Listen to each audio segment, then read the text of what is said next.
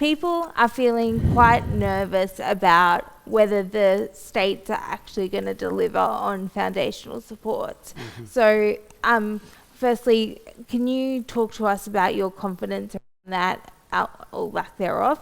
And also, when the federal and state governments have until to respond to the review. The states are crucial to the future of disability in Australia.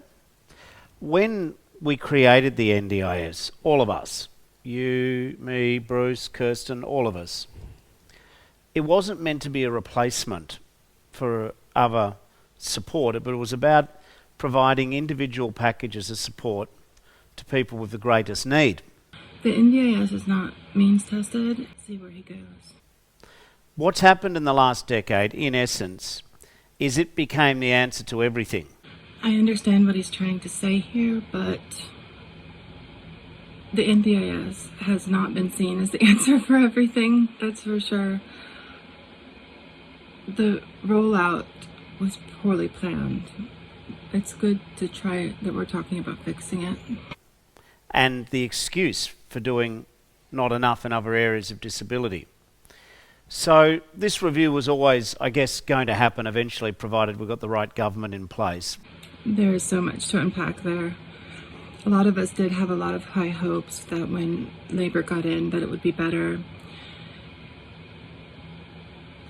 Let's see how much better this is than listening to Reynolds. Which we have. And what we want to do is improve the experience within the NDIS for participants, but it can't be the only lifeboat in the ocean, because eventually it gets swamped. I am so tired of that metaphor. It was useful maybe once. It is as if being talked to like a child. You know, money doesn't grow on trees. And it can't be the excuse to not do enough in early years, childcare, or the school system, community mental health, public transport and accessibility and design. Okay, so he says that the NDIS can't do everything. That's true. It shouldn't do everything is true too. The purpose is to provide funding for individualized NDIS plans.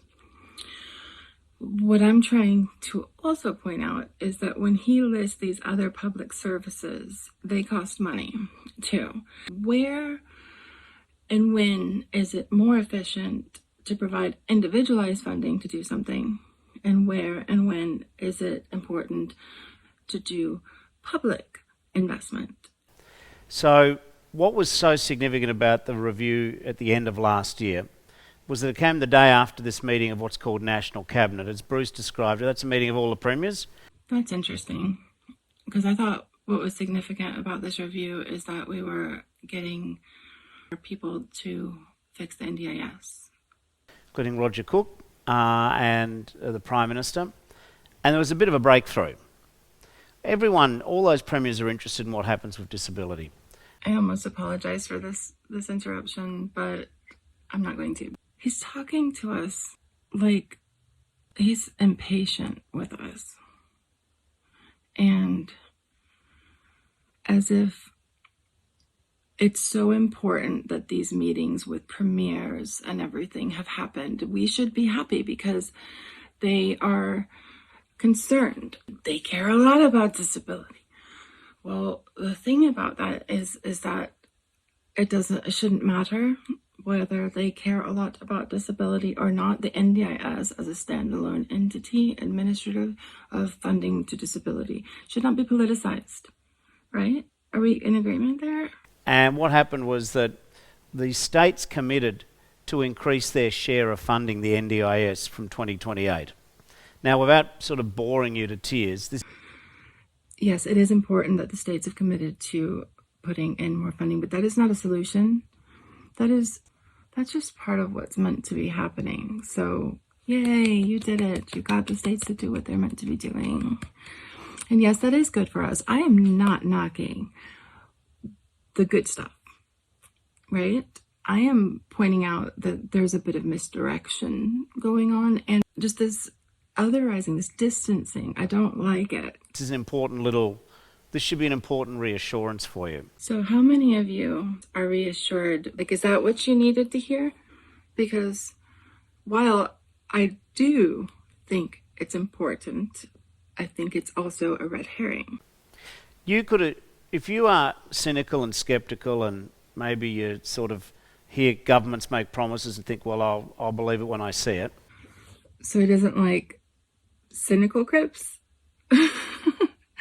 I will believe it when I see it. I mean, the NDIS experience often can be a source of a lot of bad experiences. As somebody who has escaped DV, it took me to stop believing the convincing, and yes, to believe it only when I see it. So this one hit me a little funny. The point about this agreement was that at the moment, when the states make an annual contribution to the NDIS, and it increases by 4% every year. He said he wasn't going to bore us to tears. The problem is that the costs within the NDIS have been growing faster than that. So increasingly the Commonwealth pays a greater share because they have to pay for the rest of it. No, but seriously, when are we getting participants being heard? So what that meant is it's more like the Commonwealth paying 68 to 70% of the NDIS and the states paying a declining share. So it was really significant the states said they will increase. So they'll now increase what they pay to what they paid last, in a year, plus an 8% growth factor. So what that means is the states are committing in the future from 2028 to essentially pay billions of dollars more into the NDIS. Now the beauty of that isn't the fact that they're paying it, although that's nice. It means that the states now have some skin in the game to not see the cost of the scheme keep going up and up. Oh, right. I see. So the review is about making sure that costs don't go up and up. I mean, that's a good idea. I would suggest considering if you stop hurting participants, we will need less support. See, what happened in the last 10 years is, the state governments are nice people, but they, it was all care, no responsibility. Let me make sure that I'm keeping up. So the state they're nice and they care, but they're not responsible. And now the federal government is making them be responsible, or was it that they decided to be? When are we going to talk about how participants need to stop being hurt by the NDIA and the government? Now they have to pay more to the NDIS itself. They then have a very good reason to invest outside the scheme. So that's a sort of, you don't have to take my word for it, it's just they're committed to more funding. So that provides a real world incentive to contribute more. I get you. The states have an incentive to create foundational support because otherwise they're going to have to be paying for the NDIS an increased amount. But I just think that seems a little indirect. I think that you're going to a lot of effort to avoid centering disabled voices. I mean, you have two disabled voices right next to you and you're not even having a conversation. You actually skipped over them and said you'll get to them in a minute. Now, leaving aside that sort of negative reason why you shouldn't worry, why the states are more engaged, the more positive reason is that there's genuinely, for the first time I've seen in years, all the states and the Commonwealth are trying to understand what currently happens. And to be fair, the states are doing a range of services, but it now means that we've started working on what foundational supports look like.